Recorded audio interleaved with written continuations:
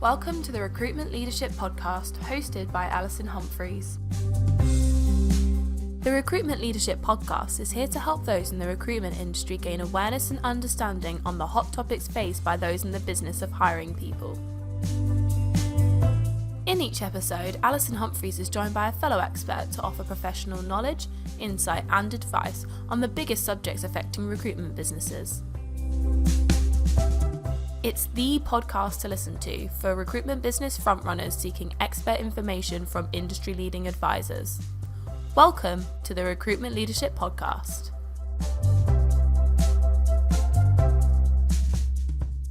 Hello and welcome to another episode of the Recruitment Leadership Podcast. Thank you for joining us again. And if you're a new listener, we'll talk to you at the end about how you can contact me and my guest to pick up on anything that you've heard on this podcast. So I'm Alison Humphries, your host, and I'm joined today, I'm delighted to say, by the lovely, energetic, inspiring Sarah Knight of Sarah Knight Consultancy. Sarah, you also have a podcast with the brilliant title, It's Got Pockets. So perhaps you could explain that for our audience in a sec. But your LinkedIn tag is Leadership, Mindset and Energetics Coach. So just give us a little bit of background, how you came to be doing what you were doing, and then we will move on to talk about business development. Sarah. Perfect. Hello, I'm very excited to be here.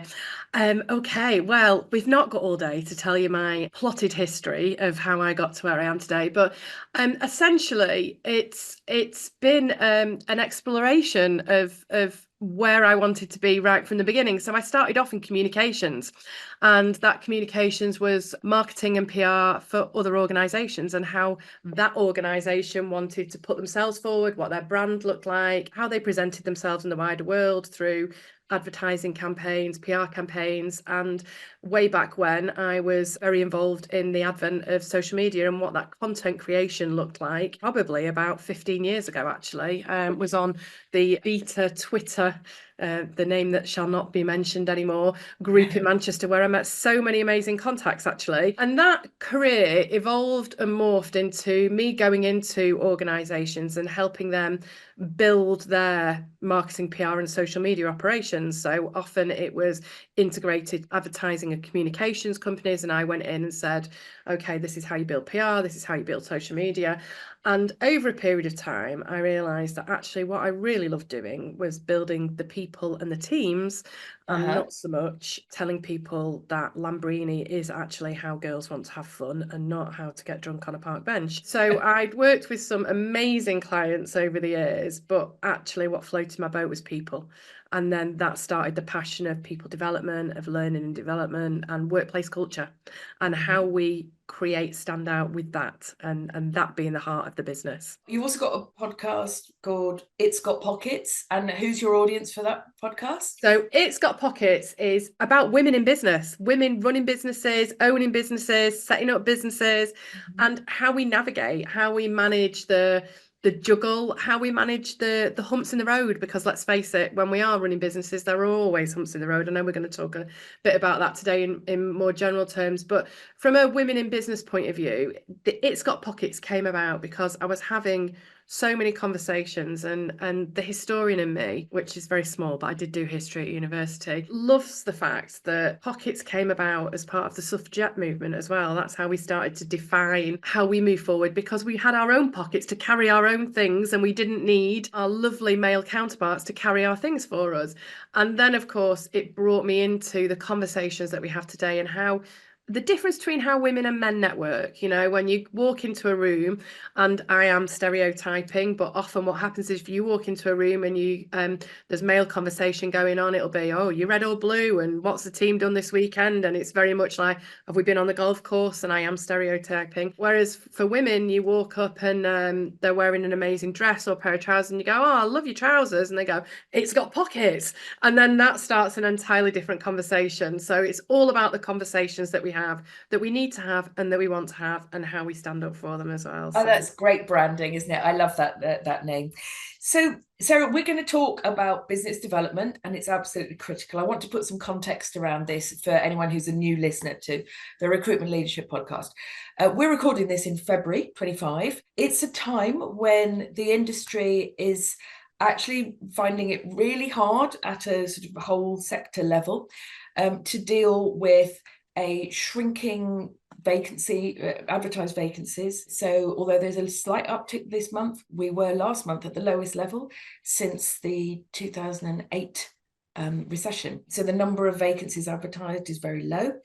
We've got an increased supply of labour, and this is a whole new set of market conditions for many people in the recruitment industry.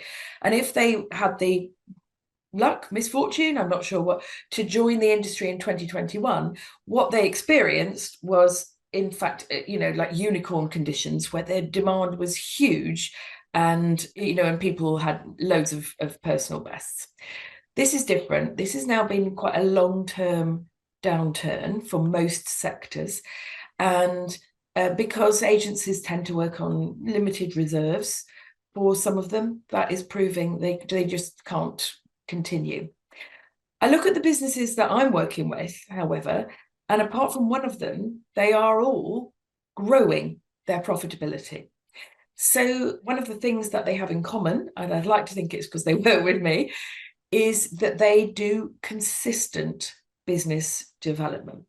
So can we start there? I find that a lot of people are allowing their team to hide behind emails and LinkedIn messaging and so forth, and doing that only when they can't be busy filling jobs, as it were. So it's something that they only do when they've run out of vacancies to work, instead of making it consistent. What would you say makes you different in that kind of market, Sarah? Well, I think you hit the nail on the head with the word consultant and consistency. I think consistency is one of the unsexiest words that we have in English language and business. And actually, it's the most powerful and the most potent. And what happens is, because we're living in a world of distraction, if you've not read the book Stolen Focus by Johann Hari, it's absolutely brilliant. Talks about this constant world of distraction that we're in, and the fact that we're consuming sound bites consistently. Actually, what we're not doing is we're not looking at how we move forward every single day, day in, day out, and doing it again and again and again. And that consistency is often missing. I've missed it in my business. When I've had the times when it's been brilliant, we're not putting stuff in the funnel constantly. We're not going, right, okay, what does the funnel look like? How do we get that out? And a lot of that is the power of conversation. And that power of conversation cannot be underestimated. And that's where this hiding comes into it, because I think people are misinterpreting the power of conversation with a connection on LinkedIn. And that's not it. You can have as many connections as you like. You can have as many followers as you like. But actually the power, especially in the industry that you're in recruitment, well, in all industries actually, is the power of conversation is what's going to lead to the referrals, to the market, to, actually you need to speak to this person, because you've got to get to know the people behind the business, and that's what people buy. Whether it's the leadership team, the leader of the business, or whether it's the people that are coming in and you're training them, people still buy people. And I just want to share with the audience about our first interaction, if you would, if you're okay with this. So I co-founded a group called Women in Recruitment Leadership, and I came across your profile, Sarah, on LinkedIn, and I was just so excited by it. And I thought, I know my members are going to be as well. And I sent you a message that said, somewhat cryptically, I need you, contact me. You did. And you picked up the phone right that day, and we just absolutely accelerated this whole process, didn't we? Yeah. Rather than dancing around with email conversations. And do you know what? It just put me in mind that people have often ruled this out, and I accept that not everybody is going to answer your phone call that's not planned, etc. But I think it's absolutely critical not to rule it out that you should make a call. Yeah. there's a whole bunch of other stuff there that I want to say, because a willingness to get on the phone if what you're going to say is ineffective or downright unprofessional is not necessarily going to do your business any good. But this hiding behind, automated outreach and assuming it will do the entire job for you, I'm afraid is just not realistic. This morning, before we started recording, I have deleted 7 automated outreach sequences from people trying to sell me automated outreach sequencing. Yeah. And their email shows me 0 prep or research into my business, because they all refer to me as recruitment agency. Some of it's very unprofessionally worded. And it's almost as if everything that we've learned about sales has been forgotten. Now, some of it may have changed, but when I read these approaches that just say, hey, they open with, hello, my name is X. Well, I know that because I already saw your email. So what a waste of an opening. My name is X, and I do this. I create highly targeted automated outreach sequences. Okay, that's not how we know people respond to a direct sales approach, is it? You displaying your wares in that, just saying, this is what I do.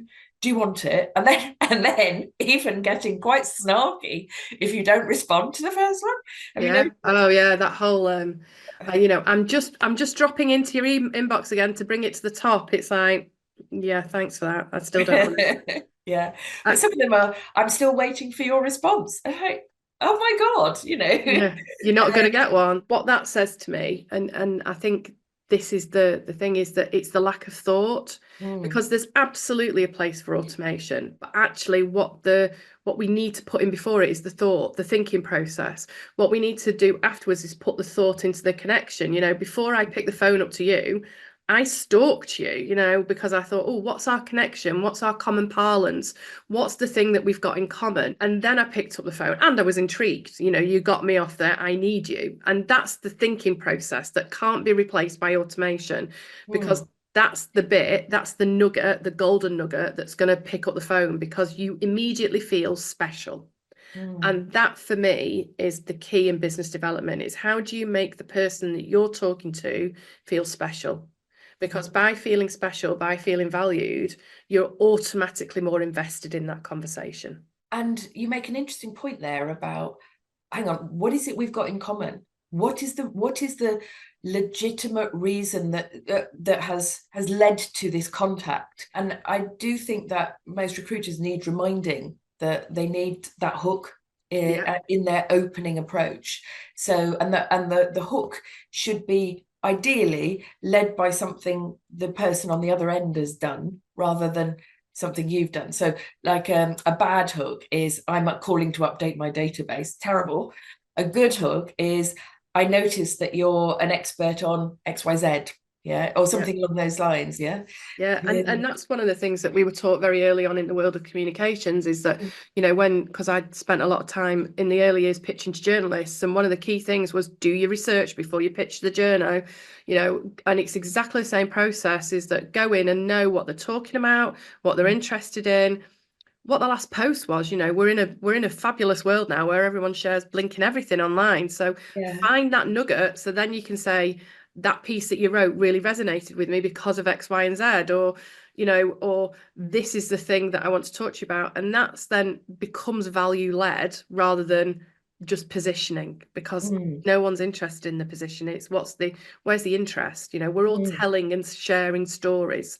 So it's, what is it about our story that's going to be interesting to you in your story? And therefore, how can those narratives combine? And from that business development point of view, the key things are, you're either looking to fix a problem or you're creating a desire point. So if you're looking to fix a problem, again, you might be then going into that world of, what are you looking to avoid? Well, that can absolutely supercharge someone into action. But equally, what research shows us is that when you start to look at what you're seeking to create, our brain moves into the picture of that what you're seeking to create. So if you can paint that picture, and get that individual to look at that picture, then they're already invested in that journey with you. Right. So 2 really important action points here for listeners. The first is that it is worth picking up the phone, but do your research first. Yeah. Make sure that you have some point in common, or something that is relevant to your client that you can refer to, because it gives your call a legitimacy then, doesn't it? And then Sarah's point was about, be clear in your head about what you can fix, avoid, or accomplish or on behalf of your client, because that's where you need to start, isn't it? Not with, my name is Alison Humphries and I do this, which is an incredibly weak and wasted opening, in my view. And don't just hide behind LinkedIn or email messages and expect them to do all the work for you. You have got to pick up the phone. And people are actively trying to avoid there. We live in a world of communication where everyone holds meetings via email, and then you have a meeting about a meeting, and then you talk about it on email, and it's like, the reason I loved the way that you introduced me, it was quick. We got to the point quickly. We agreed what we needed to do because we didn't have any time to waste. We were busy, and it was like, right, okay, this is what I'd like you to do. This is how you can do it. Shall we talk? Yeah, yes, absolutely. This is amazing. I love it. Yes, please. So it's that research, that call, that seeding, that value is so powerful. And also then that helps you as an individual, because, I would avoid a phone call if I can. I get it. But actually, if you know why you're calling that person and you've become outcome focused, then you allow yourself the reason and the belief to pick up the phone as well, because you've got a reason then. And that's part of the training that we need to bring in as well. Yeah, so true. And I see and hear all the time people who I don't understand why they think this is okay in a business context, but they are opening even a phone conversation with hey, hi, how are you today? Now, yes, I am a creature of my generation and training and all the rest of it, but if you are dealing with anybody with influence, they don't have time for unsolicited calls to inquire about their well-being from a stranger. So it's a real turn-off, and again, a wasted opportunity, isn't it? So change the style of communication and think, hang on, this is a business person with an agenda. I need to grab their attention early on, not sort of sneak up on it, which is what people are trying to do. And I think that sneaking up on it is what's been yesterday's version of how you make sales. And somebody somewhere wrote a rule book that said, when you want to get somebody to move forward on something, you need to make that personal contact by asking them how they are. You can absolutely get that. That's later. What you need to do is you need to be able to say, I'd like to talk to you about this because, and that is the way to get involved in the conversation, because the minute someone says, and understand personally how you react to these things, the minute someone says, hi, how are you? I go, oh, that's an unsolicited call. Yeah, exactly. And one that's going to be long and boring as well. Yeah. So we started this podcast by saying about how it is possible to stand out and be succeeding in tough market conditions. What other things would you say, Sarah, people can do to stand out in business development in the right way? Know what you stand for. I think that's one of the key things is, and this comes down to, ultimately values-led leadership. So, and that's understand, this isn't about having a mission or a vision or a value statement on your wall somewhere. What I'm talking about is, what are your personal values and what behaviors do they translate into? Because the more you understand that, then the more that you are going to talk about that. And therefore that is the only thing that can make you unique in this world. Our behaviors, our thoughts, are the way we present. And then understanding with your team how they all coordinate together, because we're all going to have a different set of values. We're all going to have a different set of behaviors.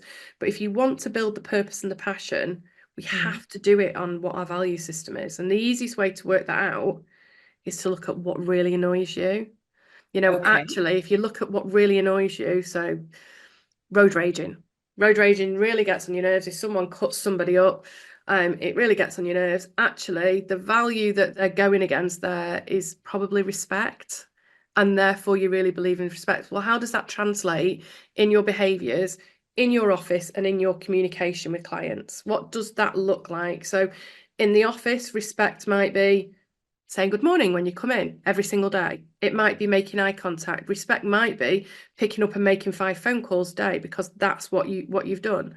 But equally, when you're talking to clients, respect might be respecting their time. So therefore, what you're going to do is you're going to pick up the phone and say, I'd like to talk to you about this thing, because that's how the behaviour moves forward. And then that's what you become known for. And then they know that's the agency, that's the organisation that absolutely respects our time. I'm going to them because they're going to do what they need to do within the minimum amount of time possible and get us the best candidates. Right. Do you know what? I was just thinking while you were talking there that I have several clients that are in the sort of 20, 30 staff. Sometimes they've hired rookies, but they've increasingly been able to hire people who come in with experience from other agencies. And the interesting thing is that they've never bothered to have the same level of oversight over the experienced people. And what you end up with, give you a specific example, is a situation where what the brand of the company is, what their not unique selling point, but point of difference, what they do better than most, is not made clear to the new hire, who therefore comes in with all this baggage about how we sell our recruitment services from a previous business, and it probably wasn't very good there. And so they're actually trying to sell your business without using your point of difference. So instead they're saying, so let's say a prospect challenges them and say, well, I already have a good relationship with agencies, what have you got to offer? Well, I've got brilliant candidates, and basically we're all about creating long-term relationships with our clients. And yawn, I'm sorry, but everybody does say that. Give me some hard evidence of that, or find something that actually does make you stand out. It's because you've got the most extraordinary access to a group of candidates that nobody else does, and whatever it might be.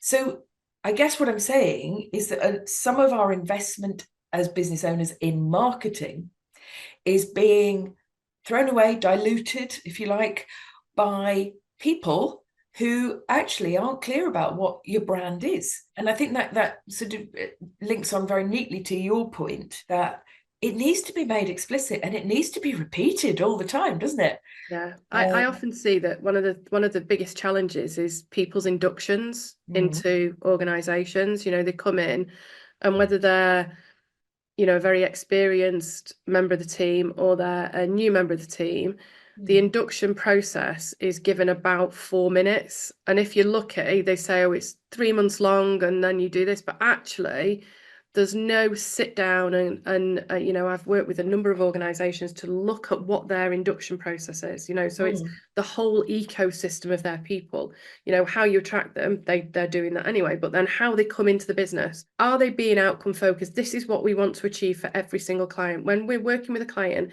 this is how we want them to leave the conversation, leave the room, leave the relationship. If they're an exit from a point of view of then they might go somewhere else and then bring you in somewhere else. But that induction is absolutely central to inhaling that knowledge, to knowing that when we say what we're going to save clients, is it time? Is it the energy that they have to put into it? Is it the opportunity? Is it the getting the right people and doing that sifting? What is that thing? Because if you're all saying the same thing, then it's back to the point you made right at the beginning. It's that consistency. Quite apart from being telephone shy, a lot of people in the industry are now, they're also very shy of getting out from behind their desks. So regular listeners will know that I feel very strongly about this, the absolute critical importance of site visits, not Zoom calls, but site visits to not only to really stand out with clients, but also to genuinely educate themselves better about the industry they're serving and the jobs that they're going to be working and how to sell them and so forth. What do you think is keeping people from doing this? Because it's not just the recruitment industry, is it? No, and it's the use of the fact that, you know, the everyone has got used to being on Teams. You know, what are we, 4 years beyond COVID now? And this is the way we started doing business. And there's a whole heap of us that have got a very different way of working, you know, the power of personal communications, face-to-face communication. But then there's a whole heap of people that have come into industry and organizations that are only ever used to one way of communication, and that is this online communication.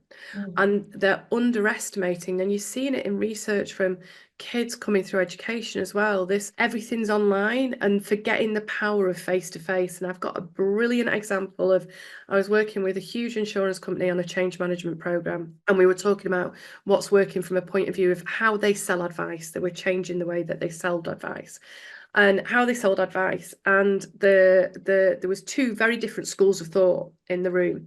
And one school of thought was, I don't have time to go and meet people because I've got all these different things that I need to do. And therefore, I do not have time to get in my car, get on the bus, go to see this organisation, go for a coffee.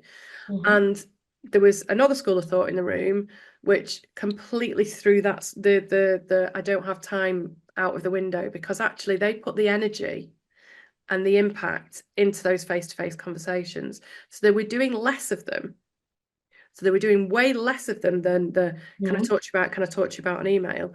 But actually their profit margin was massive, because the conversations that they were going to have resulted in way more sales from a point of view. Because there's more disclosure, isn't there, from the point of view of the client. And even at a subconscious level, the fact that you've made the time to go see them makes them feel, I've got to talk to this person for an hour or so and make them coffee and give them a little site tour and so forth. All of these things are so revealing. Even physical workplaces, it's a long time ago now, but I remember going to visit the insurance company LV before it had its big rebrand. And it was an absolute eye-opener, because, you know, a third of their staff in 2002 had no computers. They were completely manual. And if I hadn't walked through that environment, I would not clearly have understood that, because one makes assumptions, don't they? And it was to pitch them a very big recruitment master provider sort of deal. And even understanding how much of their processes were manual was critical to what I was going to propose. So that's at a very basic level, that clue. But you can pick up a lot of stuff about workplaces otherwise, can't you? One thing I will say, though, is this is where the ownership is absolutely on the senior leadership team and the owner of the business, because I think that one of the key areas here is that there's a lot of conversation about people won't go to face-to-face and they'll hide behind this, but the demands that are being put on the individual in the organisation need to be sense checked. So what are the expectations of those individuals, and are you making the time for those individuals to be able to go out and have those conversations? Is that part of their performance? Is that part of, I prefer the word standards rather than performance, is that part of the standards that you're setting, in that actually you're encouraging those face-to-face conversations? Because what I also see is leadership teams who are not encouraging those conversations by putting so many demands in so many other places. You need to get this amount of emails out. This is the admin. This is the process. This is what you need to do. That's a good point. And we need to look at business development and marketing as a whole, don't we? Rather than as a sort of series of separate tasks, because that's exactly what you get then, is you get people just adding on to the KPI list. And I still come across businesses that pointlessly insist on X number of calls per day. They don't even take into account whether those calls have been answered. What they tend to do is they keep layering on more KPIs without taking anything away.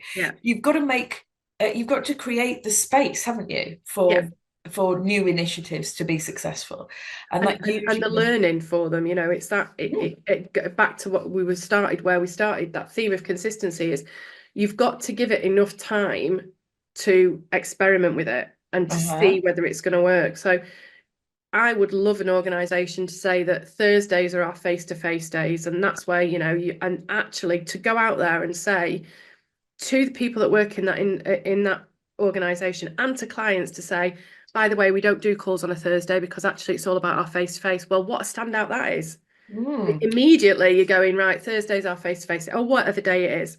Yeah. And that day, everybody that's where their target, that's where their energy is. And it's not on the administration, it's not on recording calls, it's not on, the what a lot of individuals talk to me about is that feeling the need that if they're not on Teams with the green button on, then they're being seen as not being productive. Well, and that culture comes from the top. So until that culture is challenged at the top, you're not going to get your people going out and having those powerful face-to-face conversations. Right. Okay. So there's a very important call to action for business leaders is look at your marketing and BD activity as a whole and create space. If you want to change something, you've got to take something away. And we've touched on many of these podcasts on the importance of in real life meetings. What else would you say that standout business developers should be looking to do? One of the things that I absolutely love is the power of reverse mentoring and reverse engineering is sitting down and saying, understanding what the market looks like for the people coming into it. These are the leaders of the future. These are the people that are going to be challenging change and looking at what systems change. So how often are the people that are looking at the business development talking to every single demographic about what's changed and how they want to consume the information? Because we're brilliant at working within our own lens of the world. You can't change what you can't see. So what is the perspective that you're not seeing? What is the lens that you're not seeing? And that is the benefit of talking to lots of different industry leaders of what people are doing, that collaboration rather than competition approach. But equally, it's, are you talking to all the different demographics? Are you talking to the Gen Zs, the millennials? I mean, there's a very different viewpoint within millennials of the later millennials and early millennials. There's that generational gap. The Gen Xers who are coming into the workplace, who with conditioned living, and we've got 5 different generations living, working, earning, looking for how they move forward. What are the needs?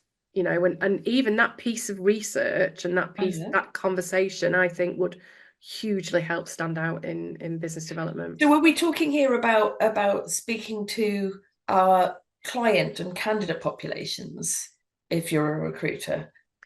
I think both. I'm talking in your organisation, make sure you're talking to every single person that comes in to work for you about what their needs are, because that's sometimes your ideal client. But equally going out and having those conversations with your clients, because that might also unearth that they're not quite sure, and there's a service you can provide. Do they know what their workplace needs? As a complete aside, my son's doing a HR degree at university, and one of the case studies he was given was about how they were going to look at enabling and empowering the workforce and bringing the workforce in.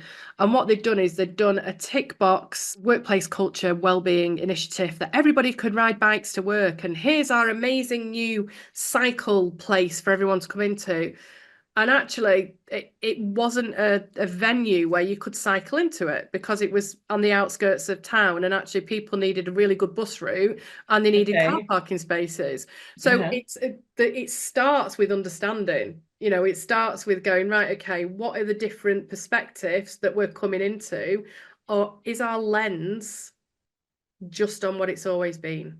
I think that sense check. And again, comes back to that point of, are you creating a space for that thinking?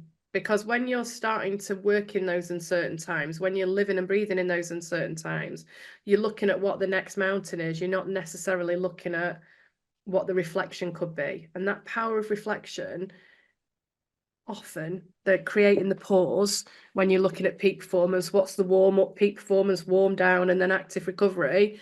Where's, in the warm up and the warm down, what are you learning there? What's the reflections that then you can do differently to get your peak performance? And that for me is one of the hardest things to do, because you don't want to stop, but actually those stopping moments, Those pausing moments, the moments that will give you the insight, that will give you the innovation. Okay, so if you're a recruitment business owner, then have that time for reflection on what is and isn't working at the moment. One of the things that I have observed is that quite often people are hesitant about asking for business.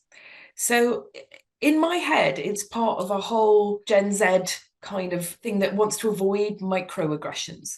And we were talking at the beginning of this about how you open a communication with a prospective client, and it needs to be businesslike and explain an agenda, if you like. A lot of people would say, oh, that's just so aggressive and direct, that they feel uncomfortable with it. And I think it's part of the same continuum, that they feel uncomfortable with saying, okay, so let's move this forward now. What have we agreed by way of actions? What would your advice be about trying to close for commitment in today's market? Because you may have a completely different perspective from mine and what's worked for me. You need to ask for it. You need to know exactly what you're going to ask for and ask for that specific thing, because then you get the no and then you can move on, or then you get the yes, or really importantly, you hear the objection and then you can navigate the objection. What I've seen a lot of, and what I've been guilty of doing, is let me know if you have any questions.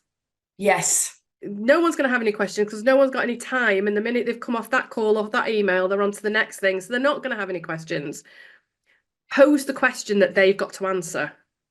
Mm-hmm. And then they come back to you. So if you're on that buyer journey and you feel that buyer journey is not at the point where you're going to close the sale at that point, what's the action that you can take? Whether you're going to say, I will come back to you in 3 days and provide you with this research that's going to do this, or I will provide you with this. You're then taking the responsibility of the action and the outcome. So then you can move forward.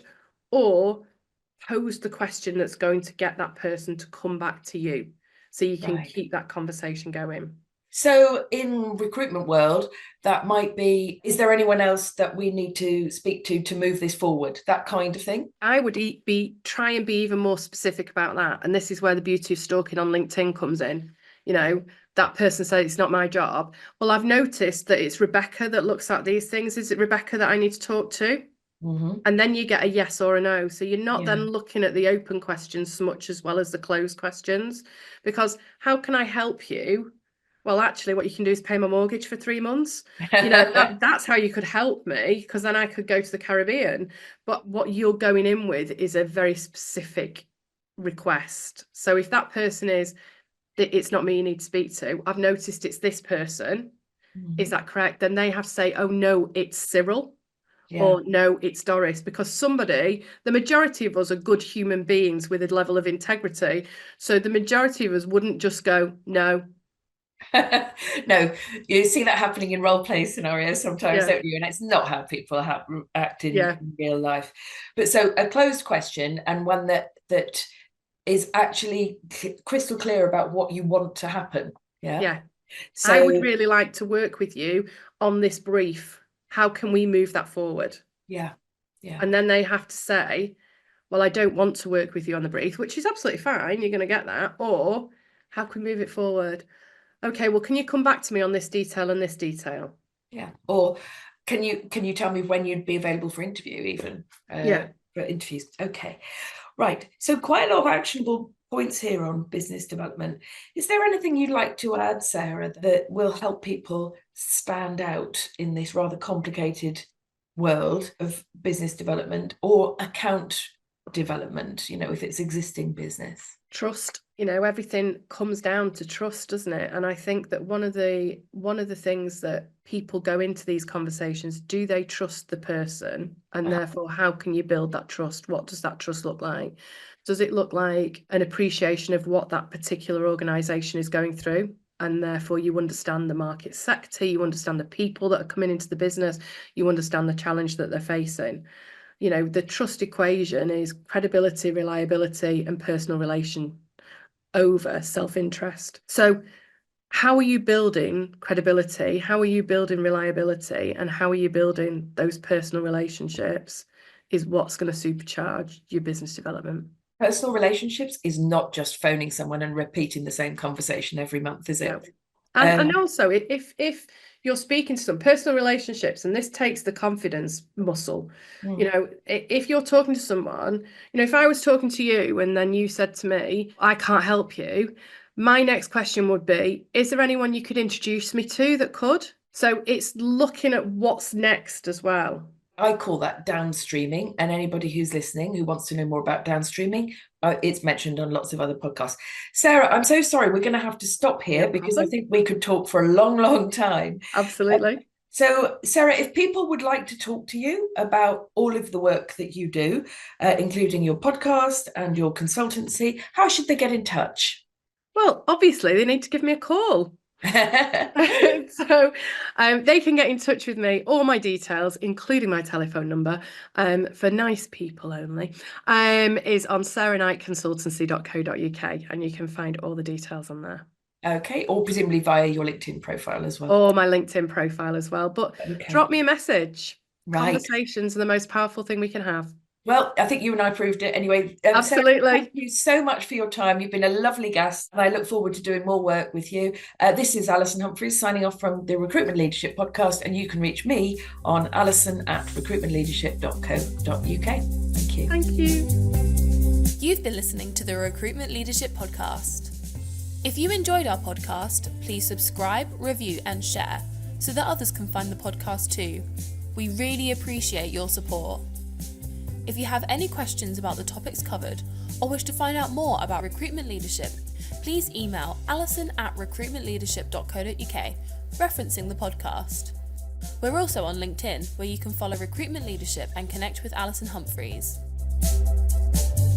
Thank you for listening, and we hope you join us next time for another episode of the Recruitment Leadership Podcast.